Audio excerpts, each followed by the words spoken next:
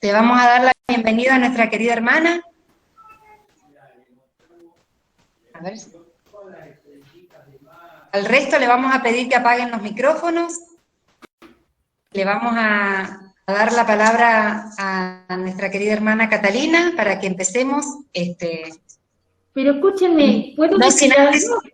¿Puedo decir algo? Por supuesto. Por supuesto. Díganme, ¿ustedes no tienen nada que hacer esta tarde que se van a conectar a esta reunión? La verdad, díganme, ¿ustedes no cocinan las mujeres esta noche? Y los varones no tienen absolutamente nada que hacer. Yo pensé que esto había fallado olímpicamente y me dije, ay, pero ¿cómo me quiere Dios? No, ¿cómo nos quiere a nosotros? Ay, y resulta que no, que parece que la quieren más a Claudia y a Daniel que a mí. Sí, y a otros 56 más.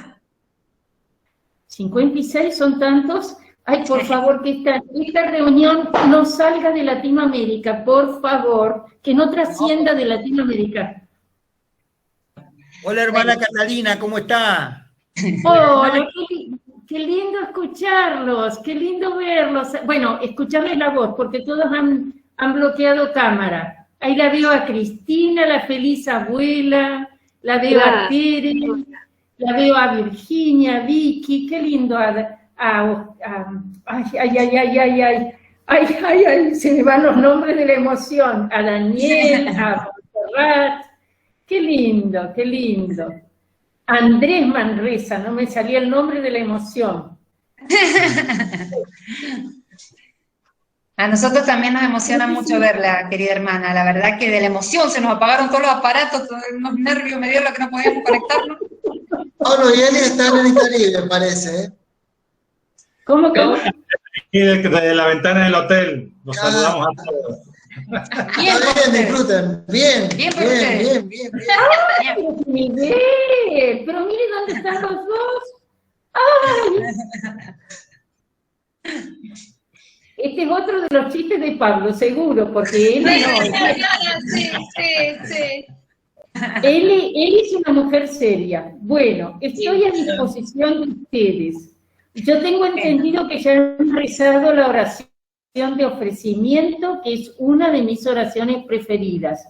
Así que bueno, estoy dispuesta a lo que sea con tal de que los miembros en Cuyo salgan cada vez más adelante. Esa. Muy bien, vamos todavía. Qué alegría, hermana. Qué alegría. Claudia, perdón, voy a decir algo. Le voy a pedir a los Mateus que manden un mensajito a San Luis y a San Juan, porque también ellos estaban desorientados, que no se podían comunicar. Y bueno, que estamos empezando por las dudas, porque algunos se retiraban y esperaban que les avisáramos. Como ven, todavía encima busco público. Después dice que no le gusta la fama. Tal cual, no, si las mujeres somos incomprensibles, gracias a Dios que no nos escucha ningún varón, pero somos así. ¿Quién nos entiende? Pero la verdad que es una gran alegría ver a tantos lindos miembros de Cuyo conectados, y por supuesto a nuestra querida hermana que siempre anhelamos tenerla en nuestra querida tierra mendocina, pero sentirla cerca del corazón por lo menos nos va de a poquito entibiando este tiempo de pandemia que es tan duro. Habíamos pensado en un formato de entrevista, para dar la posibilidad de que no fuera solamente una exposición o una charla, sino también que hubiera una especie de interacción. Para no demorar tanto los tiempos, les pusimos esto de que enviaran las preguntas primero, y así las íbamos a ir contestando. Así que bueno, sin más, vamos a pedirle a nuestra querida entrevistada que se presente y que nos cuente, además de su nombre completo, la fecha en que ingresó a las Hermanas de María, y una brevísima descripción de su currículum vitae. Simplemente alguna de las tareas que está desempeñando y que ha desempeñado. Bueno, me permiten muy cortito, yo quisiera que rezáramos juntos un Padre Nuestro por Fabián, que partió hoy a la eternidad, y la verdad que nos ha conmovido a todos.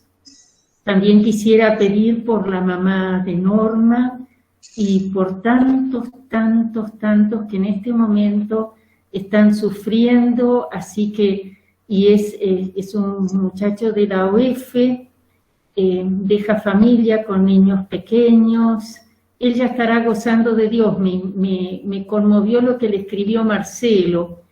Me alegro de que hayas conocido a la Mater, pero los que quedan son ahora los que hay que consolar y hay que pedirle a la Virgen que los cuide. Entonces, si quieren, rezamos un Padre Nuestro pidiendo en esa intención, juntos. Padre nuestro que estás en el cielo, santificado sea tu nombre. Venga a nosotros tu reino. Hágase tu voluntad en la tierra y en el cielo. Danos hoy nuestro pan de cada día. Perdona nuestras ofensas, así como nosotros perdonamos a los que nos ofenden. No nos dejes caer en la tentación y líbranos del mal. Amén. Que las almas de los fieles difuntos, especialmente el alma de Fabián y de todos los que han muerto hoy en Argentina por el COVID, descansen en paz. Amén. Amén. Bueno, entonces ahora vamos a tratar de contarles. Yo ingresé en mi comunidad el 25 de marzo de 1967, o sea, ya hace muchos años. Ya he festejado los 50 años de estadía en la comunidad.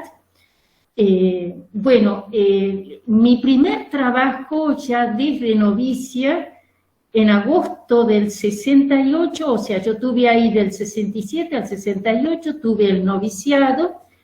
Aún sin terminar el noviciado, me pidieron empezar a trabajar por el movimiento, así que desde agosto del 68 estoy trabajando por la obra del Padre.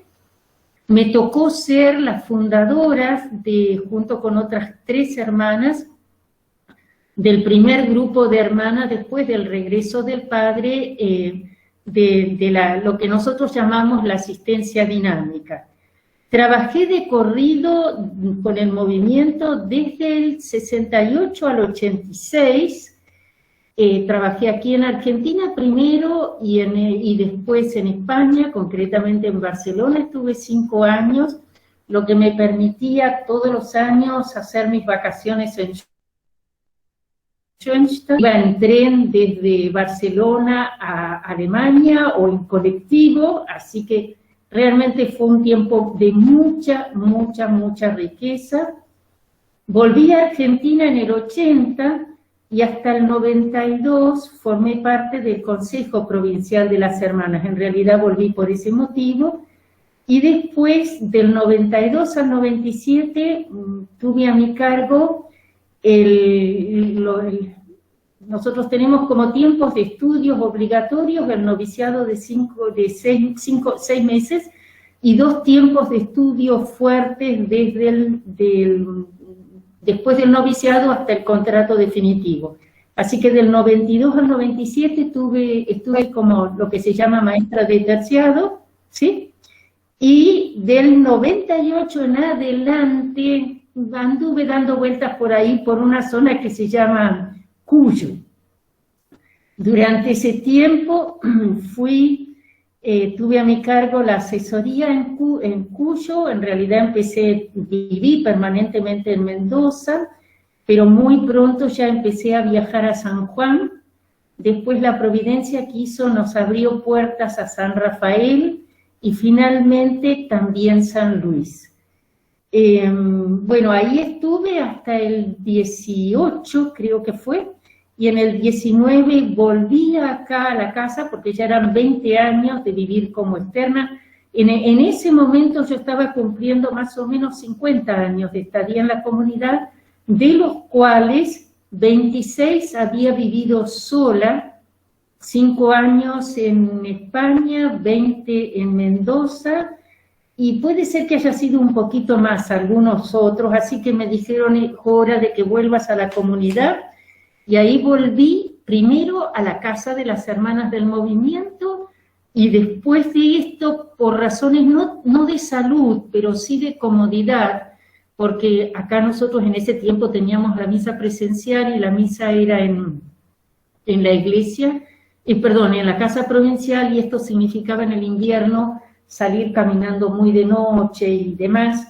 Compré terreno varias veces en el Camino de Pinos, así que hay varias partes del Camino de Pinos que me pertenecen, y ahí me ofrecieron si me querían venir a vivir a la casa provincial, a la casa de las hermanas mayores, y bueno, ahí estoy desde el año pasado, desde el 7 de marzo del año pasado estoy, y el chiste que circula en las hermanas es porque yo llegué el 7, creo que fue el 14 que se declaró la pandemia, y el 18 o algo así empezaron las restricciones muy, muy fuertes acá en Argentina, y el chiste de las hermanas es cuando llegaste, cambió todo. Así que bueno, ¿qué quieren que les diga? Ese es un poco lo que estoy haciendo. Otra pregunta que querían ahí era, bueno, yo sigo trabajando, como ustedes lo saben, con Cuyo, pero esta vez ahora solamente con las ligas de madre y de familias, y desde este año estoy acompañando a la Liga de Madres, a la Liga Apostólica de Madres de La Plata, que no tenían asesor, así que me pidieron y estoy haciendo esto. Y en mis tiempos, porque me queda tiempo, yo creo que esto lo saben ustedes, yo he sido una enamorada siempre del pensar del padre fundador, lo descubrí, sí, vamos por acá, una hermana alemana, filóloga alemana, ella aprendió muy bien el castellano y traducía, pero con una rapidez en aquel tiempo, con máquinas de escribir y demás, y dejó como cuando ella murió, debe haber dejado entre 75, 80 libros del padre para las hermanas, o sea, no eran para el movimiento, sino para las hermanas, los dejó traducidos, pero todos escritos a máquina, todos en un castellano, en algunos casos eran muy original las cosas que ponía. Así que desde entonces estoy tratando de sacar ese material para las hermanas, lo que me permite realmente dedicarme a una tarea que yo amé desde siempre y que ya, desde que yo ingresé en la comunidad, mi afán fue aprender alemán. No sabía absolutamente nada de alemán cuando ingresé. Aprendí alemán porque me di cuenta que había algo más, que no todo lo que estaba en castellano, imagínense ustedes, son 50 y pico años atrás, y hoy tenemos poco, imagínense lo que teníamos en aquel tiempo. Entonces, me dedico a eso.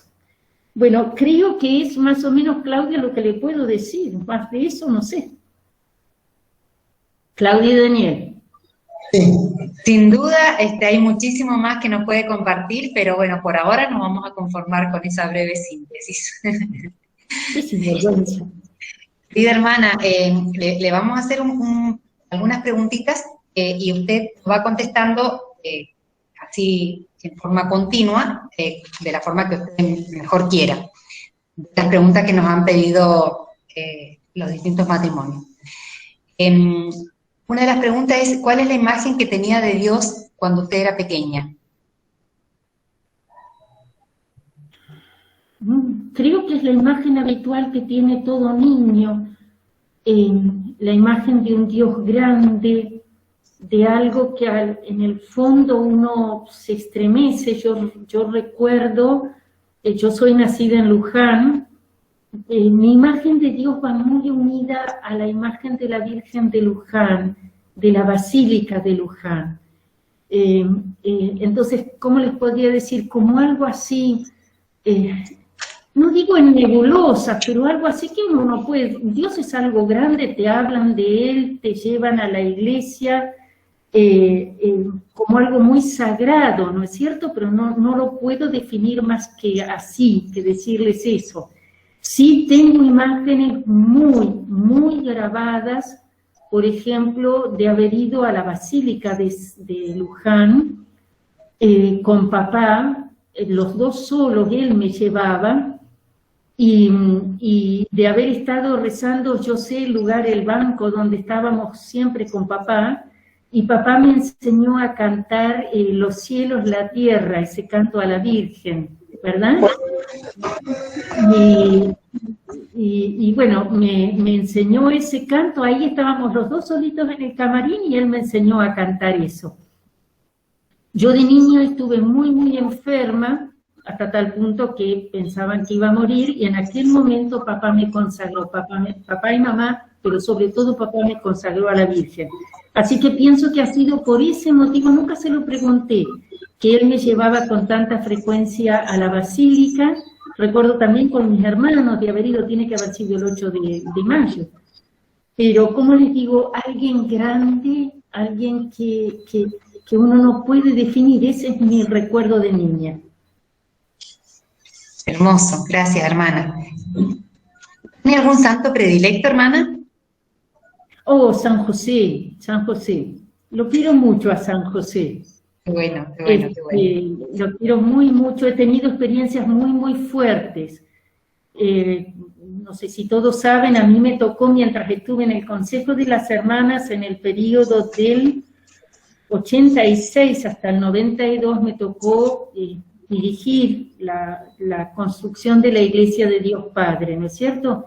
Los que más o menos recuerdan la situación económica de aquel tiempo, saben que estuvimos en dos momentos muy, muy difíciles, y bueno, yo me aferré muchísimo a la persona de San José, incluso en tratativas muy, muy serias que tuvimos con la empresa cuando fueron las grandes devaluaciones y demás, y en más de una ocasión todo resultó tan milagrosamente bien, pero la palabra es milagrosamente bien, que yo siempre le tuve como que se me fue afianzando.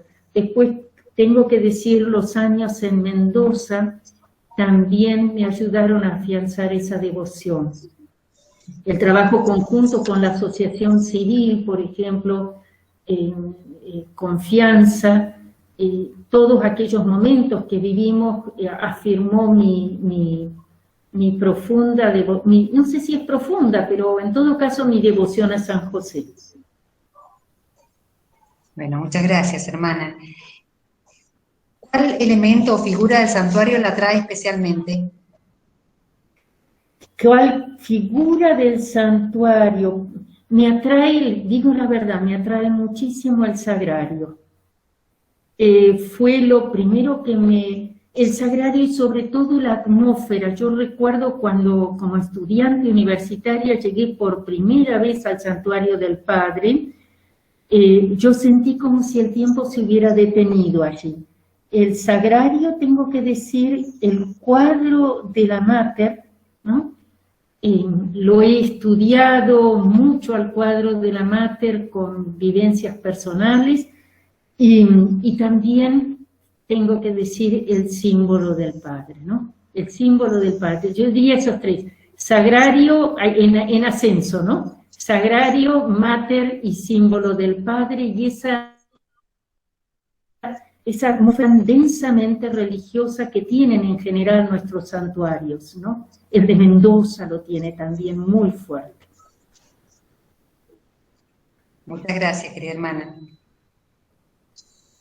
¿Qué consideración le merece el uso de las redes sociales dentro del movimiento? Creo que no podríamos existir hoy día sin las redes sociales, o sea, esta situación de pandemia nos ha hecho ver que cómo hemos podido seguir trabajando, seguir unidos, por más que extrañamos muchísimo la cercanía presencial y demás, pero ¿qué hubiéramos hecho nosotros si no tuviéramos esto, las redes sociales, verdad? Y además hay otra cosa que yo lo remarco mucho con las hermanas. Para mí siempre fue una preocupación, estamos hablando con miembros de Liga. Cuando el padre fundador habla de la Liga, él habla del brazo amplio del Schoenstatt. Mientras que los institutos y las educaciones son... Si me alargo mucho, usted me dice, Claudia, ¿no? O Daniel, levánteme la mano, Daniel, usted ya sabe que yo soy charleta. A mí siempre me preocupó eso, ¿cómo hacemos para abrirnos más, para llegar a más gente, ¿verdad? Seguir con los grupos y todo lo demás, pero también llegar, como el padre fundador ha pensado, a la liga, en los colaboradores y en los peregrinos con alianza. Y esta experiencia por ejemplo, hace poco tuvimos con las mamás una experiencia muy, muy linda. Unimos a las mamás de Cuyo y de la región metropolitana, porque justamente nos encontramos, yo me encontré con la hermana que es asesora de la región metropolitana, y nos organizamos un retiro de Pentecostés. Antes de que nos diéramos cuenta, se habían anotado 370, algo por el estilo, y realmente no lo hicieron todas en ese momento, pero lo fueron haciendo lentamente en forma presencial. Dimos la posibilidad de que se pudieran ir más tarde. La madre, qué increíble, a los pocos días, o a la semana creo que fue, tuvo el padre Guillermo el retiro de Pentecostés también. La hermana María Pilar dio una charla sobre pioneras, creo que ya ha superado las 800 vistas o algo por el estilo. O sea, y gente que te comenta que no está en un grupo, que quiere a Schoenstatt, que va hasta el santuario, a tal o cual santuario. Así que a mí creo que es una herramienta que, pasada Dios mediante la pandemia, vamos a tener que aprovechar muchísimo para llegar a todos los rincones de la patria. Gracias, hermana. Usted recién hizo mención a su tarea como traductora. Una de las preguntas es, ¿qué aspecto del legado del padre Kentenich cree que es más difícil de traducir al castellano? Y si resta mucho material por traducir y que llegue a la Argentina ese material que se va a traducir. Sí, yo creo, yo me había preparado un poquitito en base a las preguntas, o sea, yo creo que, no sé, tenía ganas hasta de escribirle al padre Ángel, pero yo no creo que nosotros superemos el 5% del material traducido. En el material de las hermanas, para las hermanas, seguro que no lo superamos. Seguro que no lo superamos. Traducido, ¿no es cierto? Yo creo que esto en cuanto al material traducido, creo que es que esta mujer me está haciendo bailar de un lugar al otro y yo había preparado mis respuestas. Y entonces ahora me lleva de una pregunta a la otra, eso es traición. Entonces, yo creo que una de las cosas más difíciles, no tanto el alemán no es fácil de traducir. El alemán es muy preciso, el alemán es muy penetrante. Fíjense ustedes que si uno busca material de filosofía o de psicología, sociología o lo que sea, la gran mayoría de los autores son autores alemanes, o sea, son pensantes, así como se cayeron en el pensar mecanicista, pero es una etnia pensante, realmente es admirable cómo tienen, yo observo en las hermanas alemanas, estoy compartiendo ahora con muchas de ellas hermanas mayores, pero me impresiona la visión, la penetración intelectual que tienen de las cosas. Hermanas sencillas, pero sin embargo. Esta es una de las cosas, por ejemplo, hay palabras que son intraducibles al castellano y hay que describirlas, y con eso pierde también la certeza del mensaje. Creo que hay otro elemento más que es muy difícil y que es el padre fundador tiene una forma de pensar y una forma de enfocar todo el mundo del ser humano que es muy abarcativo y al cual quizás nosotros no estamos tan acostumbrados.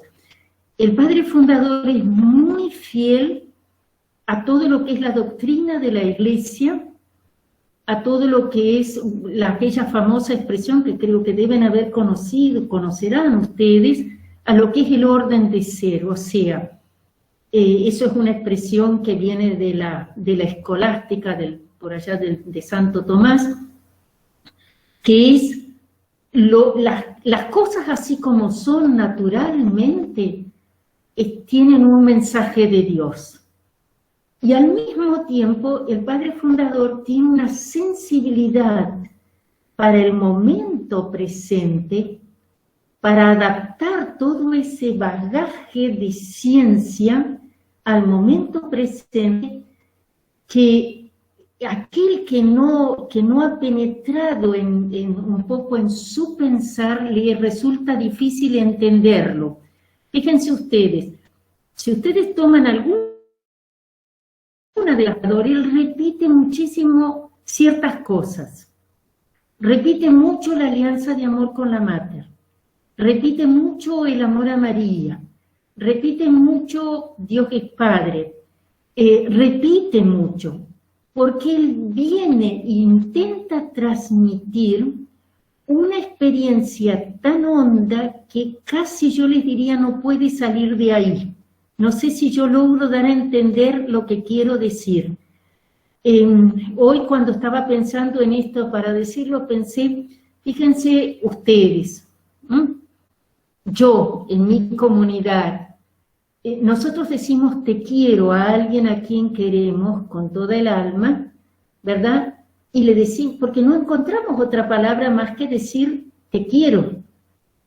La hondura que tiene ese te quiero hace que cada vez que lo digamos, en cierto sentido, sea nuevo. Tanto en el amor esponsal, como en el amor fraternal, como en el amor filial, maternal o paternal. Y algo de eso hay, hay mucho de eso en el pensar del padre fundador, y si uno no ha pasado por esa escuela de experiencia, él habla mucho. El que experimentó esto no puede sino nombrar elementos esenciales. Los habré mareado, Claudia los mareé, y si alguno está mareado, por favor sea sincero, demútese y dígalo. Hermana.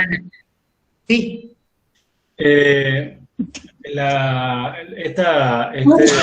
Esta palabra que usted menciona, el expresar el cariño con esta palabra, el te quiero, también yo creo que la palabra hermano regalada a una persona que no lo es de sangre, también da una profundidad de sentimiento muy similar. De hecho, en el movimiento, el sentirnos realmente hermanos y expresar esa hermandad en un abrazo, en una expresión, decir hola hermano, en este hermano de fe, en este hermano de compartir esta visión, esta vivencia de Dios con nosotros, también tiene un significado muy hondo. Sí, coincido, gracias Pablo, coincido totalmente. Y todo el mundo de Schoenstatt tiene para nuestro Padre ese contenido vital de fuerza, de experiencia, que no es tan fácil de traducir si uno no ha vivido eso, ¿no? Por ejemplo, yo puedo decir con toda tranquilidad, yo lloré a Mario Caridad. Yo lloré a los papás de Verónica. Perdón, no me vienen los nombres. ¿A Elcita Gallego o a...? Yo lloré a Esther, yo lloré a Elcita. Pero no la lloré porque ella fuera, porque la había conocido en otro lugar, sino porque con ellos yo he compartido, lo conocí a Mario delante de la puerta del santuario cuando Laura hizo su alianza de amor. Y hay una historia tan honda detrás de todas esas cosas que uno dice, esto que hemos vivido nos arraiga, y eso era lo que el padre fundador quería lograr en nosotros, que nos arraigáramos en el sentimiento, en lo más hondo de nosotros, pero que no nos quedáramos en el sentimiento, sino que esa experiencia de amor profundo hace que yo hoy, la verdad les digo, me duele el corazón por este chico Fabián, y debo haber estado quizás 1 o 2 veces con él. Y fíjense ustedes, en el fondo, yo después voy y traduzco, he tenido una experiencia de nueva comunidad, o de comunidad nueva. La expresión, por más que yo diga, yo tengo, ustedes tienen esa experiencia de una comunidad nueva, de una comunidad distinta, pero yo voy y escribo nueva comunidad, comunidad nueva, y claro, me va a entender aquel que reflexionó y experimentó eso. Me he ido muy lejos, pero eso es lo nuclear en el pensar del padre fundador, la experiencia honda de lo divino, pero también la experiencia honda de lo humano, y las dos dimensiones profundamente entrelazadas en el centro de nuestra personalidad. El centro de nuestra personalidad es lo que se llama el Gemüt en alemán. No tiene palabra en castellano, no es el corazón, se traduce como corazón, pero no es corazón, es algo donde a mí se me une lo visceral con lo sobrenatural más grande. Bueno, me estoy entusiasmando. Tarea compleja entonces la suya esta de tratar de traducir estos textos, y complejo también para nosotros, porque no es algo que se pueda comprender, sino es algo que lo tenemos que vivir y hacerlo carne en nosotros. Claro. Hoy ustedes leen hoy la palabra fe práctica en la divina providencia, y ustedes tienen un mundo. Por eso a veces no es cuestión, en primer lugar, para que alguien se introduzca en Schoenstatt, de estudiar Schoenstatt. Sí, sin lugar a dudas que tenemos que tener un itinerario y todo lo demás, ¿no es cierto? Pero nosotros tenemos que transmitir fundamentalmente la palabra de él es una vivencia, una experiencia de lo humano y de lo sobrenatural.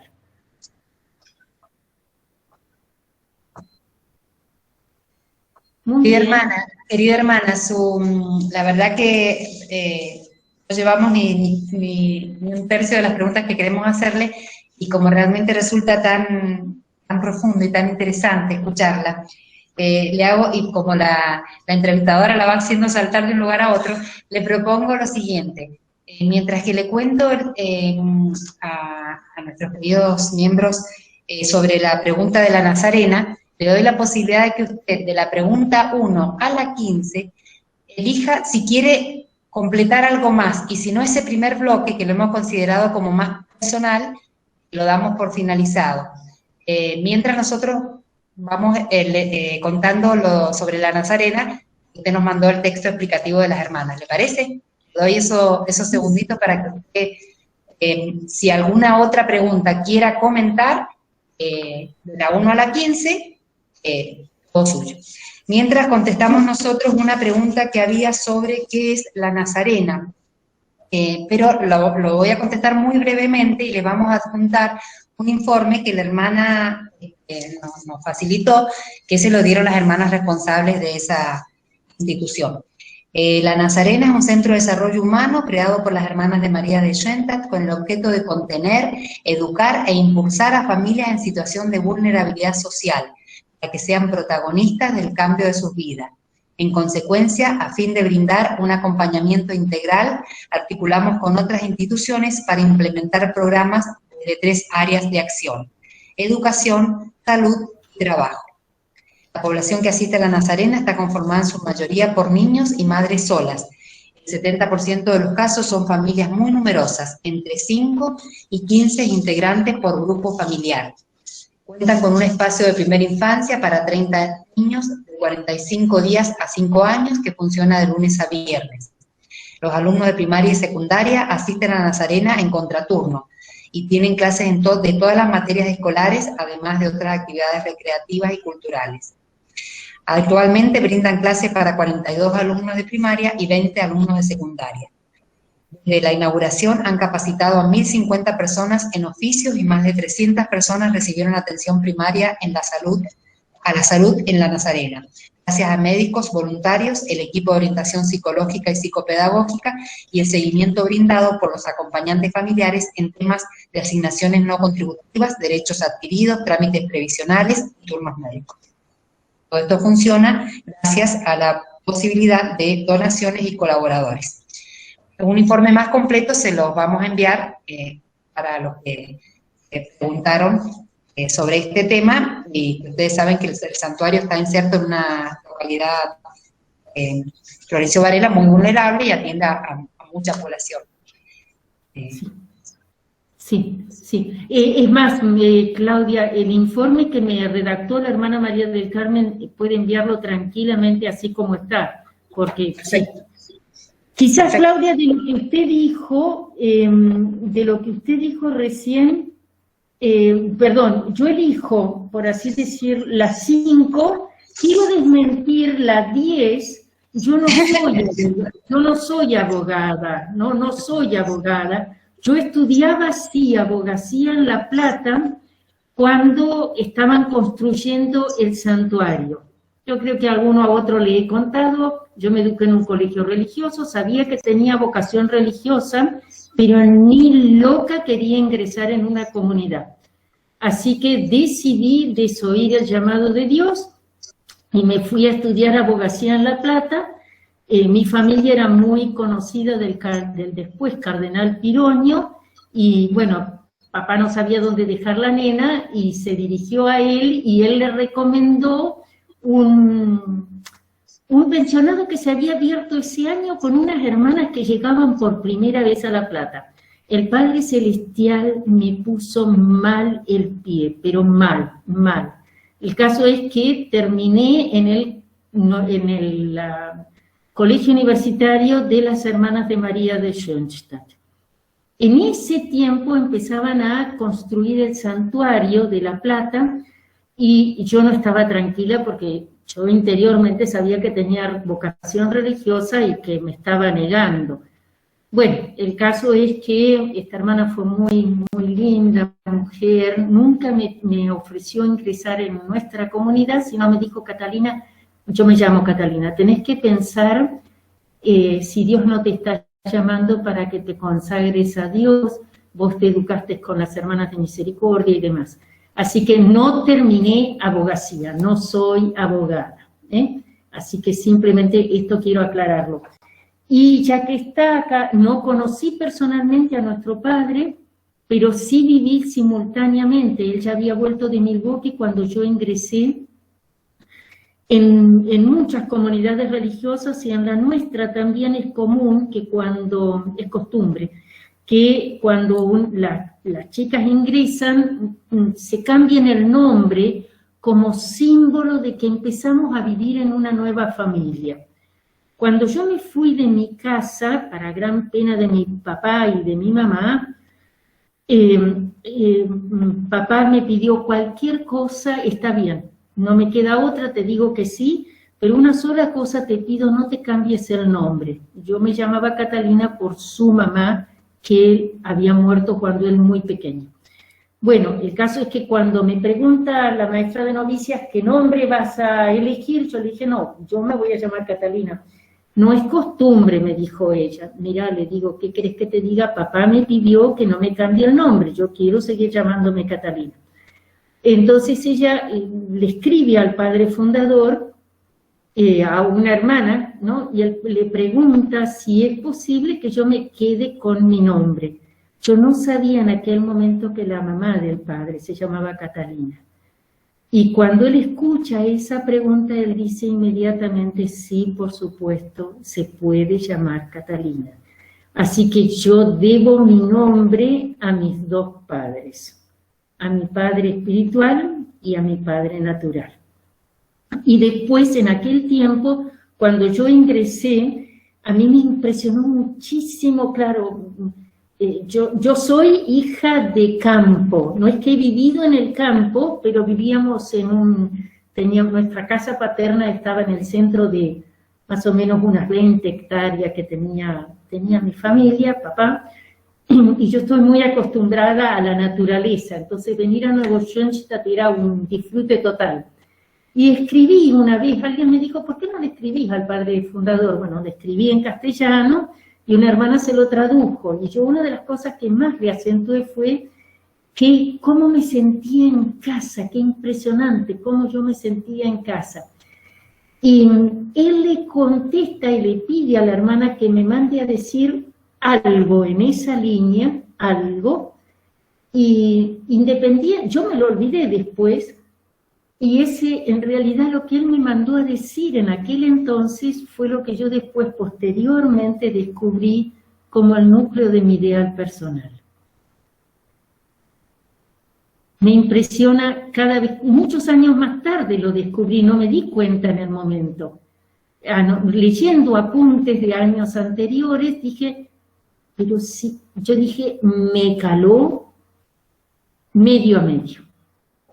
Y algo similar recuerdo haber escuchado al padre Guillermo Carmona, que él dijo algo por el estilo también. El padre volvemos otra vez a aquello, ¿no? Volvemos otra vez a lo anterior. Este es uno, perdón, y elijo perdón, yo quisiera elegir dos de acá todavía, uno, o lo dejamos para hablarlo en otra reunión. Yo quisiera referirme a lo que usted tiene ahí como pregunta 15, ¿cómo prepararnos para la muerte de nuestros seres queridos? No, esa sí se la íbamos a hacer, hermana. O sea, era la anteriores a la 15, es la que tenía posibilidad. Perdón. Acá hay una pregunta, la 12, pero que si la contesto va a ser muy, muy rápido, me parece. ¿Qué lugar tienen los matrimonios naturales, parejas de divorciados, familias ensambladas y homosexuales en Schoenstatt? ¿No? Yo quizás así me hice un par de apuntes de esta pregunta y dije, yo para responder diría que toda persona es digna de ser tenida en cuenta. Y a toda persona está destinado nuestro mensaje de Schoenstatt. Por ejemplo, la Pastoral de la Esperanza acoge a parejas de divorciados, ¿no es cierto?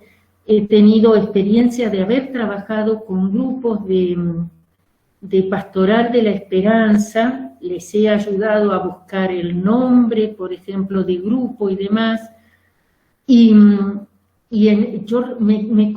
conmovió mucho cuando en una de las reuniones que tuve con ellos, me dijeron que ellos, era su experiencia, que no quisieran estar en un grupo con matrimonios con el sacramento, porque les había sido una larga lucha el haber podido aceptar la otra etapa de su vida de ambos, ¿no es cierto? Y que tenían que estar con matrimonios que no habían tenido esa experiencia, a ellos les pudiera volver a aflorar todo. En uno de estos lugares donde trabajé con estos matrimonios, el sacerdote que los había reunido había tenido lo digo también porque nosotros esto en Mendoza no lo tenemos, pero lo vamos a tener, no es que lo vamos a, no sé si tenemos que salir a buscarlo, pero sí, si golpean nuestra puerta tenemos que dar una respuesta. El sacerdote en aquel entonces a mí me impresionó mucho porque él eligió entre los matrimonios de Schoenstatt como encargado del grupo a un matrimonio que había estado en esa situación, por situación de uno de los dos, no eran los dos, y habían conseguido la nulidad matrimonial y se habían podido casar con el sacramento. Entonces él dijo, para ellos tenemos que buscar un matrimonio que desde adentro comprenda esta situación. En cuanto al tema de homosexualidad, o sea, perdón, familias naturales primero, en realidad, tanto los que han estado en los consejos de la Liga de Mendoza, no recuerdo San Juan, pero creo que también, San Luis me parece que también, hemos tenido en los grupos matrimonios como parejas naturales y que luego en el correr del tiempo decidieron casarse. Normalmente lo que se dice o lo que se comenta es, no debe haber un rechazo frontal al sacramento o al mensaje de la Iglesia. Me pasó en una comunidad con la rama de madres, por ejemplo, el caso de una mujer relativamente joven, que los dos tenían, ninguno de los dos habían tenido otro compromiso antes, ya tenían chicos, y un día en el grupo se habló de esto, y después de eso ella vino a hablar conmigo. Yo no iba regularmente a esas reuniones, y entonces ella dijo, nosotros por decisión propia, por decisión de los dos, hemos decidido nunca casarnos, ¿no? Entonces, no queremos el sacramento del matrimonio. Entonces, esa ya es otra situación, ¿entienden? Es otra situación. Lo dejo así abierto para alguna vez conversarlo, pero cuando hay un rechazo de plano al mensaje de la Iglesia, ¿verdad? Creo que después lo vamos a traer, ahí es uno de los déficits que hoy tenemos, pero que tenemos que ir previendo para el futuro, profesionales de orientación cristiana, con educación schoenstattiana, que puedan dar respuesta efectiva a todas estas situaciones, ¿verdad? No podemos cerrar los ojos. No podemos esconder la cabeza porque la realidad no lo haría el padre fundador, ¿verdad? No, bajo ningún punto de vista. Bueno, hermana, relacionado con todo lo que estamos viviendo, una de las preguntas, que son varias preguntitas, se las hago todas juntas, pero relacionadas al mismo tema. ¿Cómo prepararnos para la muerte de los seres queridos? Si es que se puede preparar. ¿Cómo puedo implementar el poder en blanco en nuestra vida cotidiana? ¿De qué manera nos podemos acompañar a los que viven estos duros momentos? ¿Existe algún material o bibliografía que se pueda recomendar? Sí.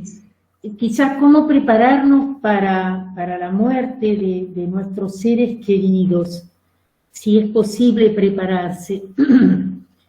Yo creo que una de las primeras cosas que yo, hermana Catalina, desde que empezó este tema es, y mucho más porque ahora estoy viviendo en una casa de personas mayores, algunas tienen 90, 96 años, 94, hay otras hermanas mucho más jóvenes también, pero sin embargo, que es el plantearme yo misma ante el tema de la muerte. Creo que es un tema que nosotros no miramos de frente. A mí me ha llevado su tiempo el poder mirarla de frente, siendo que si ustedes ven en la oración de la noche, la consagración nocturna de la Hacia el Padre, el Padre recomienda el ejercicio de la buena muerte. A mí esto ya hace tiempo que lo venía pensando también, creo que uno debería poder ahondar en ese tema. Ahondar en ese tema, incluso el poder ahondarlo, sí, es un tema que da temor, ¿no es cierto?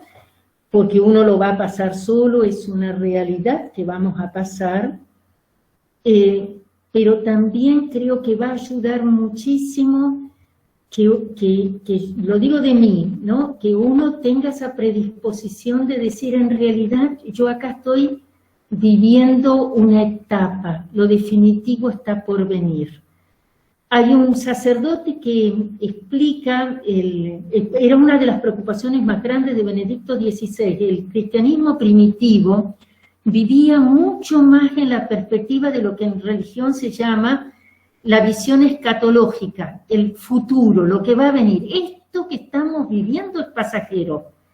Nosotros tenemos que enfocarnos en lo que va a venir, en lo que va a ser para siempre, para toda la vida.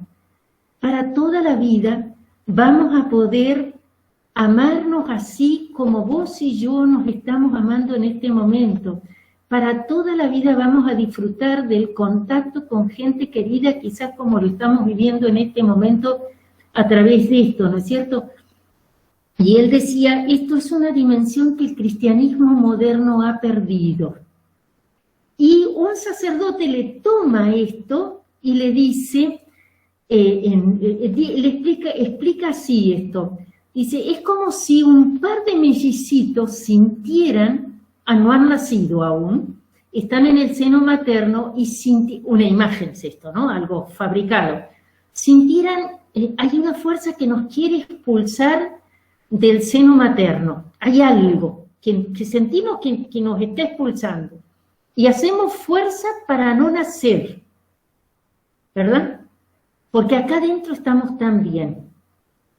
Y él dice, ¿qué hubieran perdido estos dos bebés si no hubieran nacido? Nunca hubieran sentido la caricia de la madre, ver el rostro del padre, caminar, tener una casa, una familia. Y los cristianos modernos estamos haciendo exactamente lo mismo. Nos queremos quedar donde estamos, por más bello que sea, tal como el Mónica Pacheco también se me ha ido a la playa esa ahí. Fíjense lo que me ha mostrado. No, uno de los dos miente o los cuatro están ahí. Claro, tal cual, el albirrojas. Entonces, yo me estoy encerrando hoy en un ámbito que un día, cuando estemos juntos en el cielo, nos vamos a decir... Santa Madre de Dios, y pensar que que queríamos seguir toda la vida allá. Si yo tengo esa predisposición, me va a costar, como me costó horrores a mí la muerte de mi madre, la muerte de papá.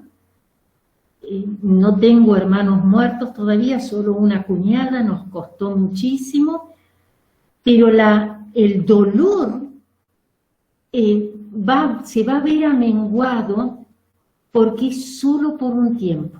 Nos vamos a volver a ver. ¿Entienden? Esa experiencia, nuevamente es la palabra, esa experiencia de fe, nos vamos a volver a ver y por toda la eternidad. Yo es lo que pienso de una Elcita y lo que pienso de un Mario. Yo confío que el día que a mí me toque partir, estos me salgan al encuentro para hacérmelo más fácil. Fuera de papá y mamá, ¿verdad? Pero yo espero que Mario aparezca ahí y que aparezca Elcita y me diga, vamos, hermana, dele, que la estamos esperando porque nosotros hace tiempo ya que estamos disfrutando de esto. Creo que eso va a ayudar a que nosotros podamos vivir más hondo el tema de la muerte. ¿Cómo puede implementar el poder en blanco en la vida cotidiana? El poder en blanco es respuesta a una experiencia de un Dios que me cuida. Y que me cuida mucho mejor cuando no programo yo, sino cuando dejo que Él hace.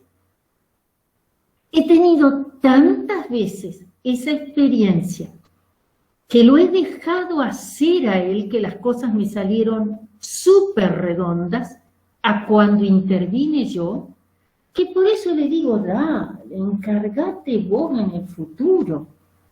Entonces, nosotros quizás el poder en blanco no logramos dar ese, por eso yo siempre insisto que al tema del poder en blanco debe antecederle una experiencia fuerte de fe práctica en la divina providencia. Yo he experimentado incontables veces que cuando dejé que él tomara o la mater tomaran el timón, las cosas salieron mejor. Entonces, chao, hacelo vos, encargate. Bueno, yo sé que esto se está haciendo, son las 10:15, Claudia, vayamos terminando. Yo sé que esto se hace largo, pero les comento. Hace poco me llamó, no es del movimiento, pero está cercano a Schoenstatt, un hombre muy sencillo, mecánico, ¿no? Y yo me había enterado por su familia que andaba muy nervioso, que tenía mucho trabajo con este asunto, bueno, de toda esta situación, no lograba terminar el trabajo, qué sé yo. Me hice como quien no quiere la cosa, le mandé un WhatsApp, ¿qué tal? Hace tanto tiempo que no nos conectamos, ¿cómo anda? ¿Qué anda haciendo usted? ¿Cómo le va?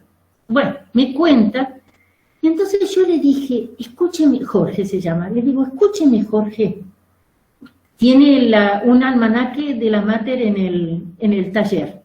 Le digo, ¿usted nunca le pidió a ella que se arremangue y le arregle los motores?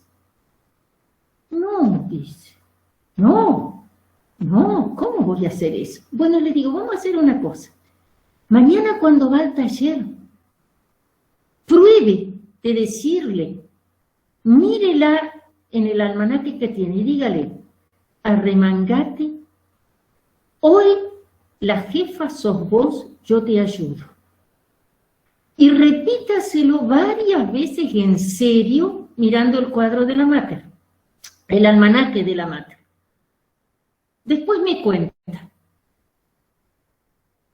A la noche, lógicamente le mandé tarde un mensaje y le dije, ¿y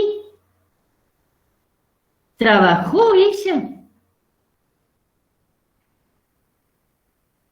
Se ve que me preguntar eso, me contestó inmediatamente y me dice, fue impresionante, hermana. Las cosas salieron rapidísimo y encima no me enchinché. Le dije, bueno, hágame un favor, hágalo mañana otra vez. Y a la noche me rinde cuentas.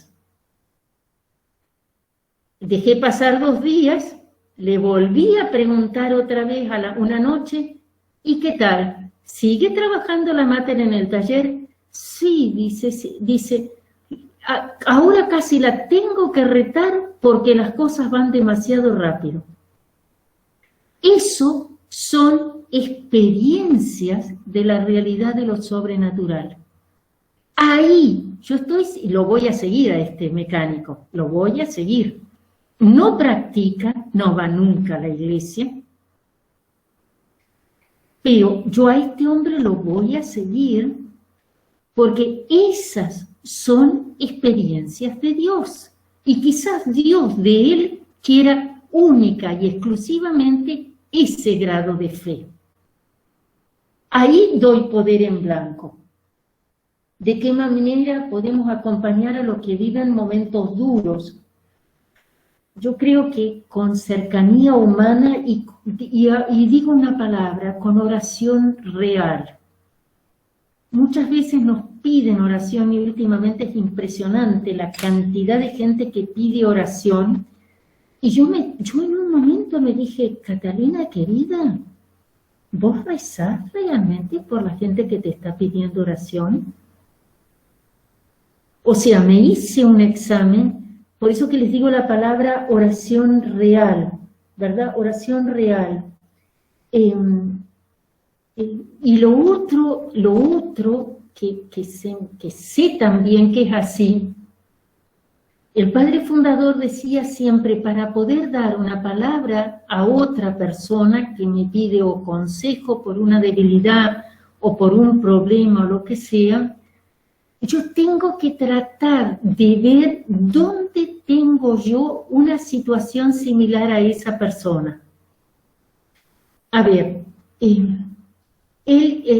yo sé que se va re largo, pero se los tengo que contar. Él tuvo que, antes de ir a Dachau, él tuvo que dar ejercicios espirituales a una comunidad de sacerdotes, los cartujos, que ellos tienen como voto, a diferencia de todas las otras comunidades, de nunca estar solos. En el dormitorio, en el comedor, trabajan juntos. Su penitencia es nunca estar solos. Sería largo de explicar. Cuando él les tenía que hablar de ese punto, él dijo, yo luché interiormente conmigo. Si Dios alguna vez me pidiera, esto era en el año 37 más o menos, si Dios alguna vez me pidiera esto, yo estaría dispuesto a renunciar a tener mi cuarto privado, a tener mis tiempos de oración, mi noche sola. Bueno, él dice que él lo luchó interiormente y dijo, si Dios me lo pidiera, yo se lo daría.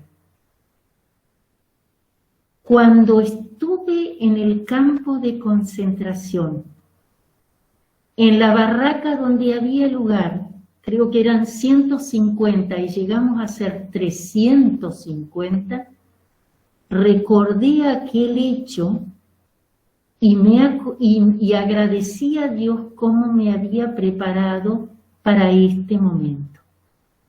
¿Se está entendiendo?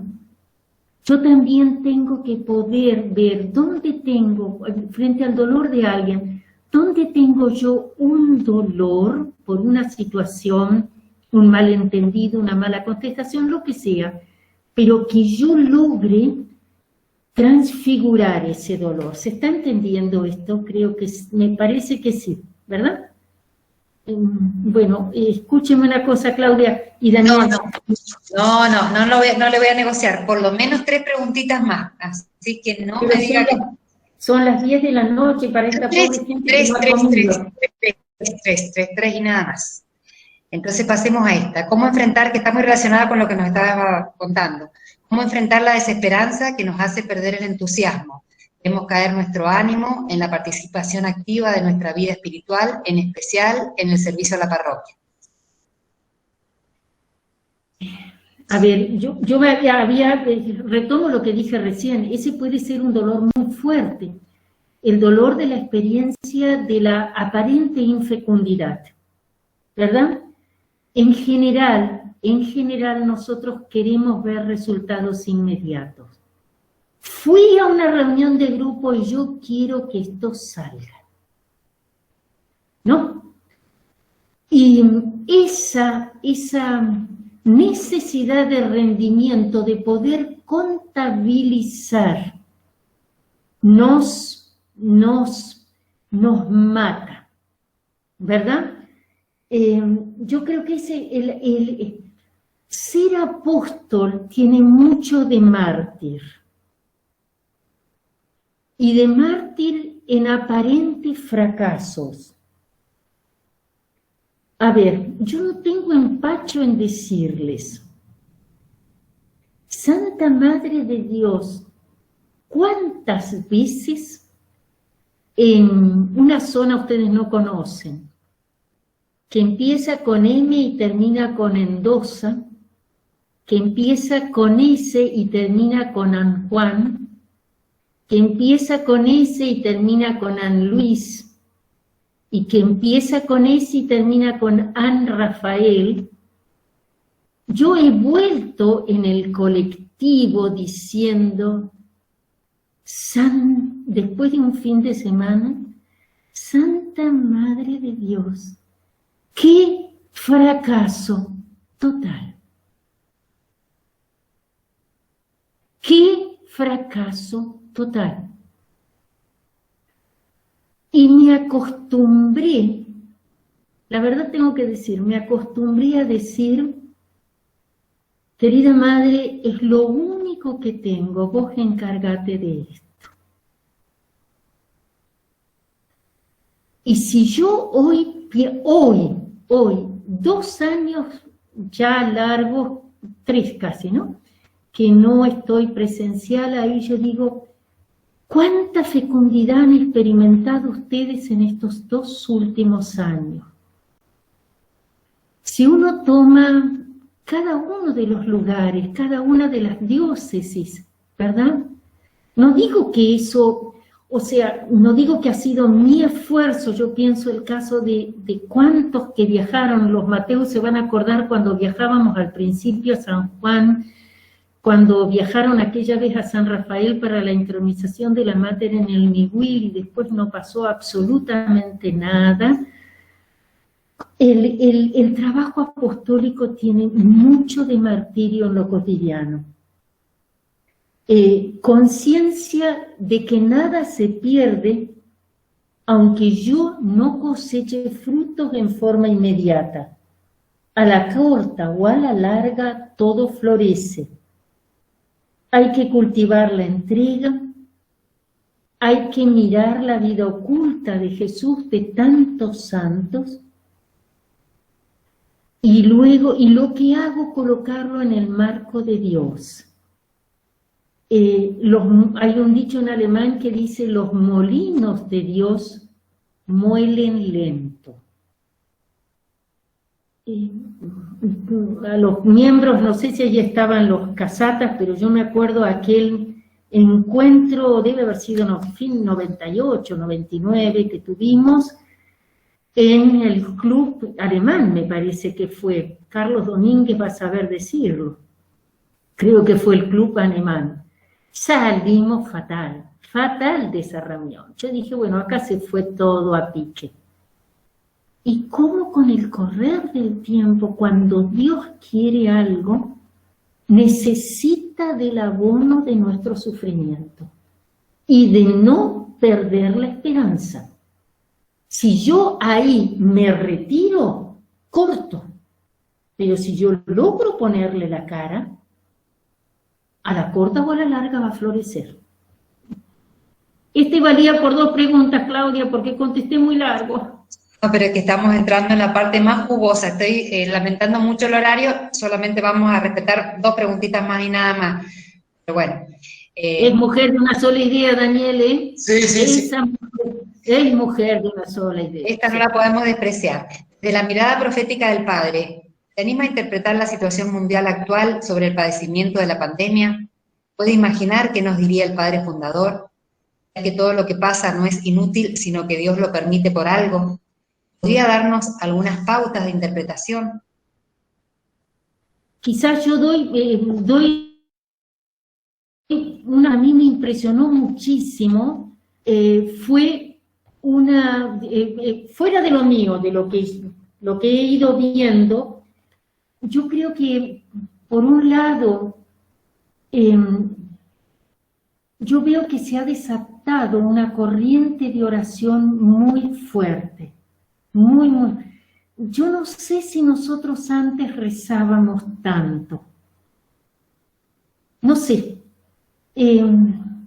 Fíjense ustedes, nosotros hemos descubierto en este tiempo de pandemia cosas que sabíamos que las teníamos, pero que no les habíamos aprovechado tanto.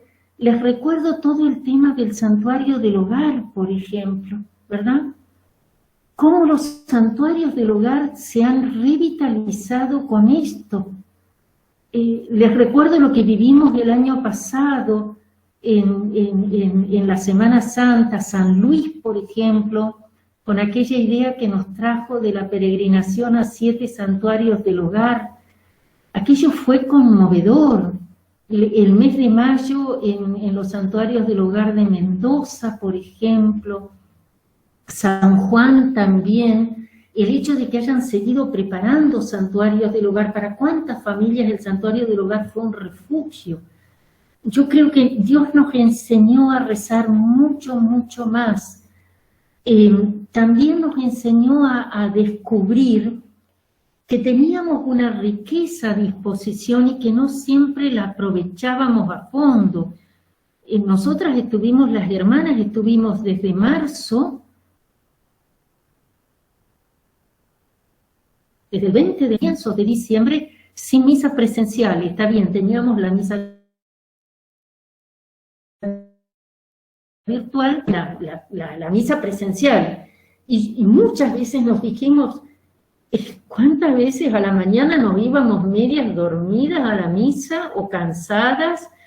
o lo que fuere, porque era la única misa, e íbamos a esa, como que uno aprendió a valorar mucho todo esto.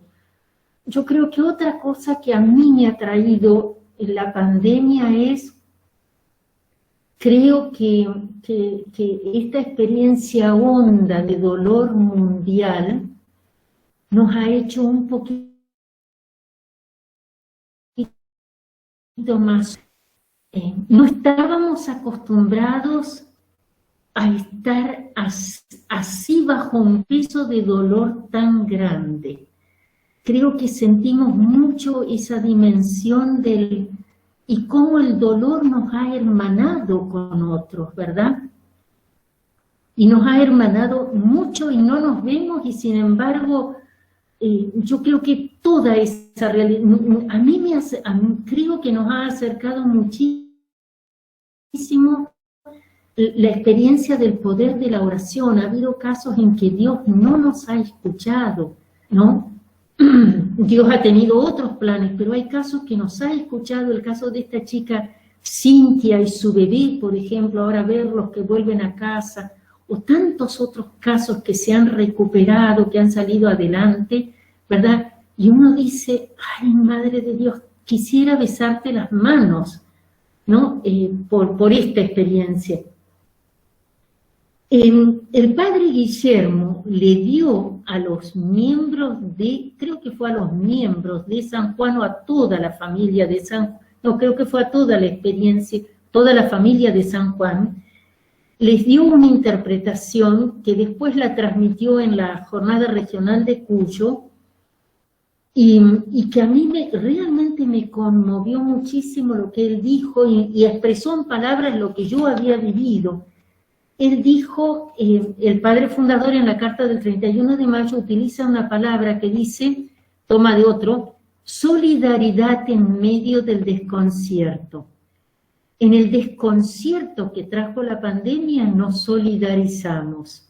Tuvimos una experiencia de desconcierto, y él menciona ahí, dice, hubo 3 experiencias. Una, que empezamos a relativizar expectativas.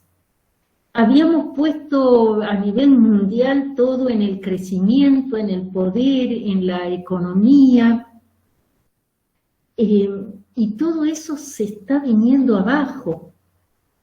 Nos empezamos a dar cuenta de que nos estábamos afirmando en falsas seguridades, ¿no? Experimentar la inseguridad de la propia salud, por ejemplo, de contar con la posibilidad de contagiarme. Y él decía, por el otro lado, yo he tenido una experiencia de tener que avivar la confianza y la esperanza, y también de centrarme, él decía, de centrarme en lo central. Y recordaba aquel pasaje de Romanos 8 que decía, ¿qué me puede separar del amor de Cristo? Y ahí esa pregunta, eso que les comenté hoy, él se decía, ¿qué es lo más importante? Lo más importante es la vida acá, o lo que nos está esperando una vez en el cielo, ¿no?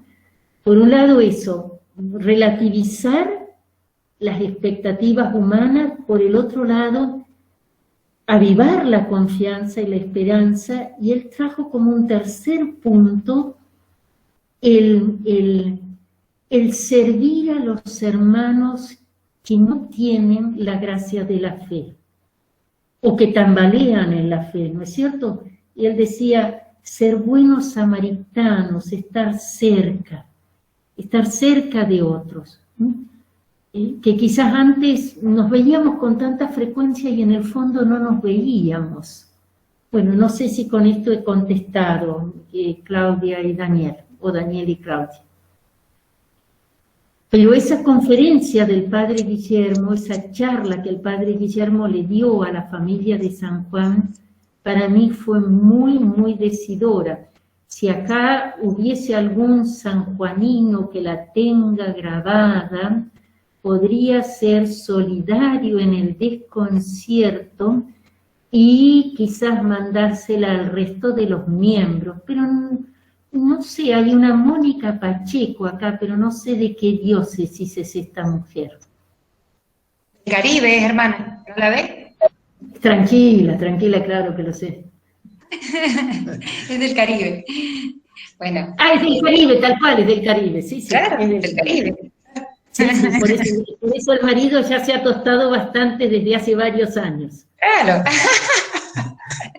Ve que es pícara y no ha contestado esa pregunta, pero bueno. Sí, hermana, la verdad que nos quedaríamos horas y horas escuchando. No, gracias que no. Es pícara, es pícara. Pero bueno, la verdad que ha sido una hermosa noche escuchándola. Hay muchísimas más preguntas, así que le vamos a proponer hacer otra segunda etapa de esta entrevista, pero queremos que nos cierre con esta pregunta que nos parece que nos va a dar un mensaje y una tarea. Considerando todo lo que hemos estado hablando y este contexto de pandemia y todo lo que conoce de Cuyo y de nuestro querido padre fundador, ¿qué piensa que deberíamos hacer los miembros? Un plan de, póngase, de 3 años, para dar un salto de calidad en la vocación de los ya existentes y eventuales nuevos. Yo creo que tenemos, sí hay que crecer, no me cabe duda que hay que crecer, pero yo creo que la respuesta inmediata es crecer, pero crecer ustedes. Si digo ustedes, estoy diciendo en mí, crecer en profundidad. Esto de que les comenté al principio del padre fundador, el tema de la vivencia, de la experiencia profunda, creo que eso es una necesidad de ustedes tiene que ser una necesidad de ustedes como matrimonio. No sé si el tema es leer mucho o demás, o crecer juntos en Dios. Nosotros necesitamos, la iglesia necesita, el mundo necesita matrimonios matrimonios que gusten a Dios.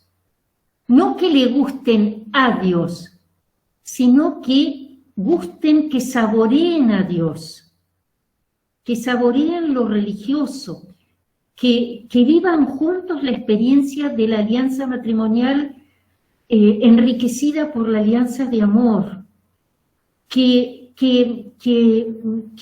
ella vea en él a Cristo y que él vea en ella a María, que es en realidad el secreto del...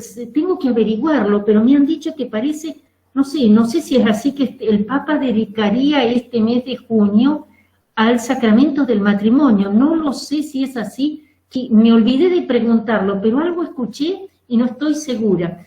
Pero que ustedes dos crezcan en lo religioso humano y en lo humano religioso. Y quizás ahí para algunos, puede ser que para algunos hasta sea necesario tener un confesor fijo, alguien que los acompañe en esa vivencia profunda de Dios, porque no se trata de ir a rendir si cumplí o no cumplí el horario espiritual, no me refiero ahora a esto, ¿entienden? Pero alguien, un buen sacerdote, que algunos tenemos, aunque no los tenemos cerca, pero esa gente tiene también computadora y también trabaja vía virtual, ¿verdad? Por ejemplo, con quien ustedes podrían juntos ahondar en su ideal matrimonial. No sé si yo estoy hablando con esto demasiado, que ustedes, la importancia, por ejemplo, en todos los lugares tenemos momentos de adoración, pero que ustedes se tomen tiempo para ir como matrimonio a sentarse un momentito delante de un sagrario, donde está Jesús, ¿entienden? Que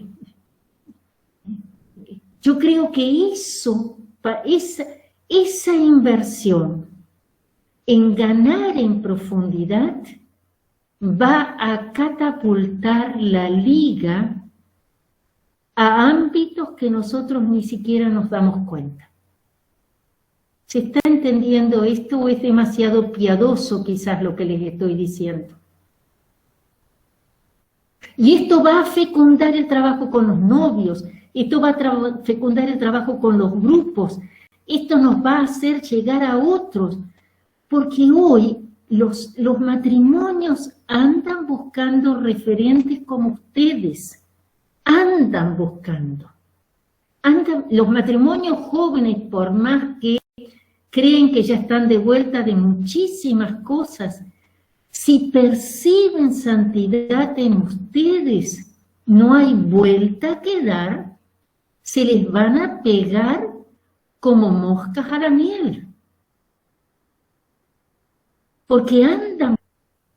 Ustedes tienen que volverse manantiales en un desierto de la vida matrimonial y conyugal y familiar actual.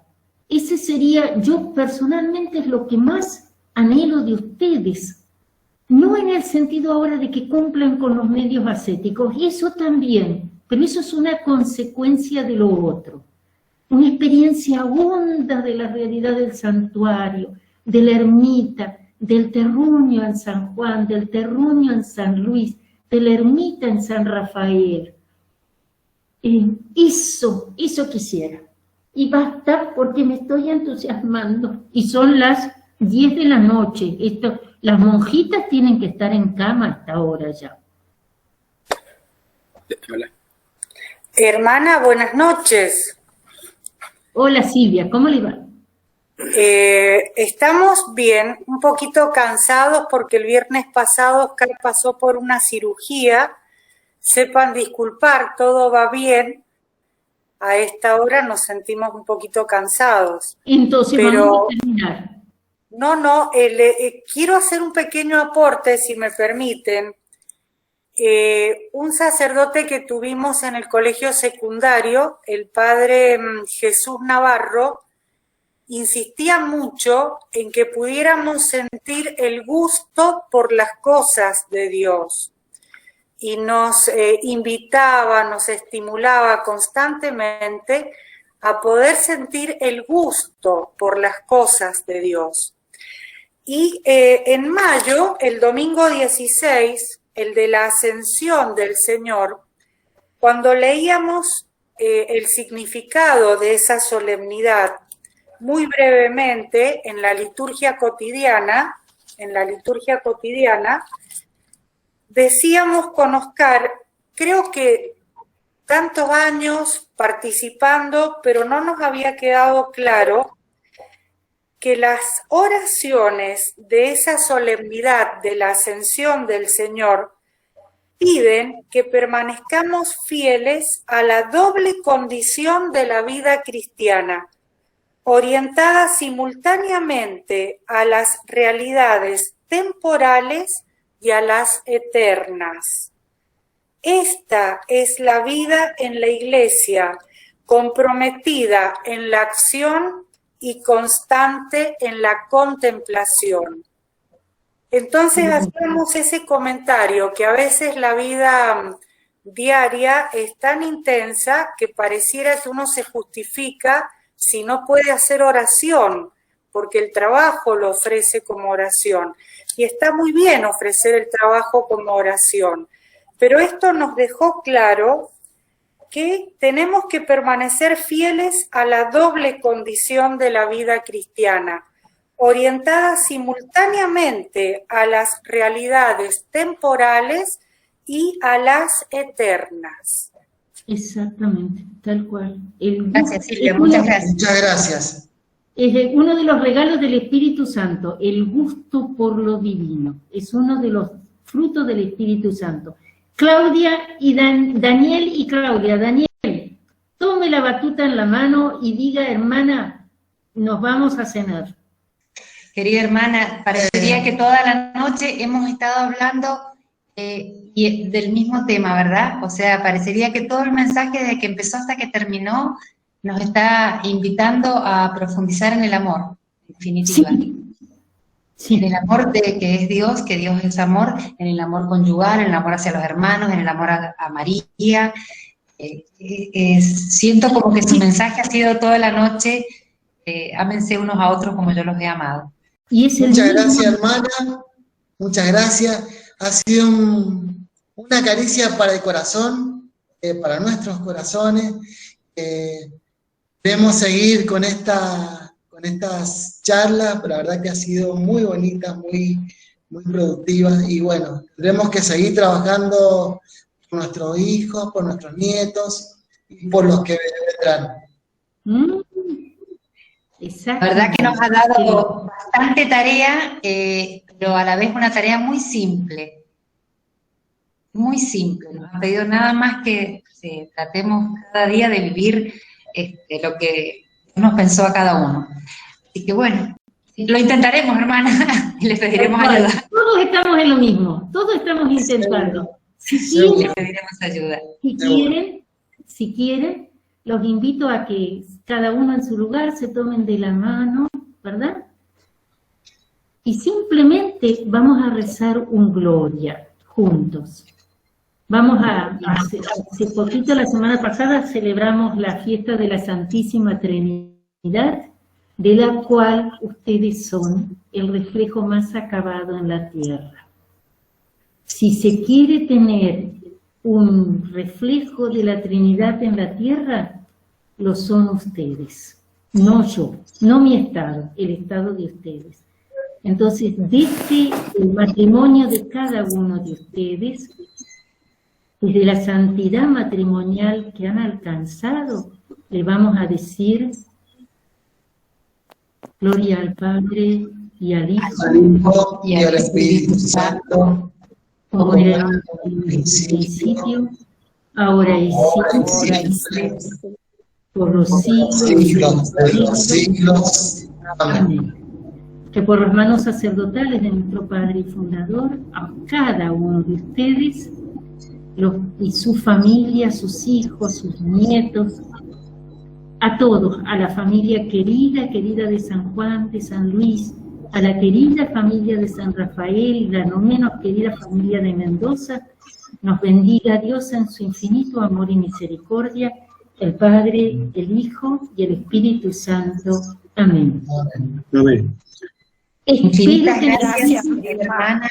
Gracias, hermana, la queremos. Gracias, hermana. Muchas gracias. Lo mismo digo. La queremos mucho. Gracias, hermana. Gracias, hermana. Gracias, hermana. La queremos mucho, hermana. Gracias. Gracias a todos. Muy lindo el marroncito. Está el marroncito que hace hermana. El marroncito. Y hay otro marroncito abajo también de la Ahora sí, lo que todo es que las palmeras no se mueven. O sea, por Escúcheme.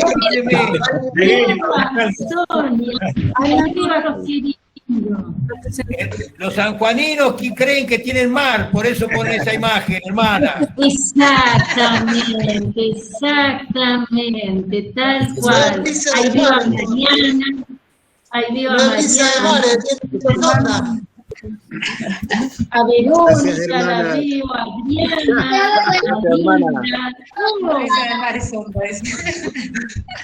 adiós, que la Virgen los cuide muchísimo. Ahora con vino tinto. Eso me parece una buena idea. Ese es Rolando.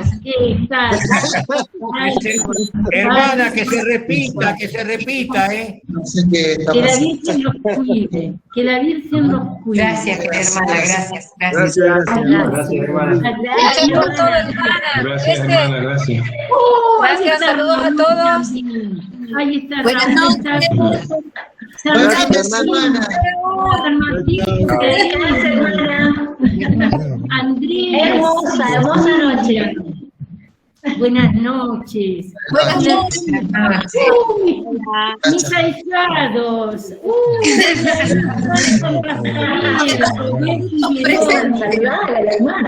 Isabel y su esposo. Pero no, ¿cómo hago yo esta noche para dormir? ¡Hola! ¡Qué lindo verlo! Sergio, felicitaciones por la ermita y los 25 años. Gracias, hermana. Por la consagración de los madrugadores. Ahí estamos, arriba. Que hay que agradecer a los castrelinos todos los años de trabajo como coordinadores.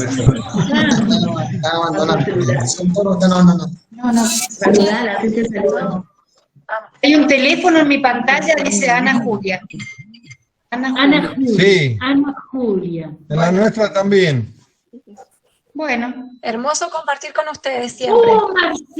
Marcelo y Adriana de San Luis, miren qué lindos. Han festejado los 8 años de su ermita hace poco. Sí, así es. No, qué cosa bella. Hermoso, hermoso. Qué lindos verlos, te los veo lindísimos a todos. Adiós. Adiós a todos. Gracias. Gracias. Gracias, hermana. Muchas gracias. Gracias, hermano. Adiós. Si no fuera que la tecnología nos jugó mala pasada, hubiéramos tenido un par de preguntitas más, pero bueno. Gracias a Dios. Hermana, que se repita. Gracias a Dios, hermana. Para la próxima. 5 horas. Estuvo maravilloso. Adiós. Vayan siguiendo que yo soy la dueña de la casa y no me puedo retirar hasta que no se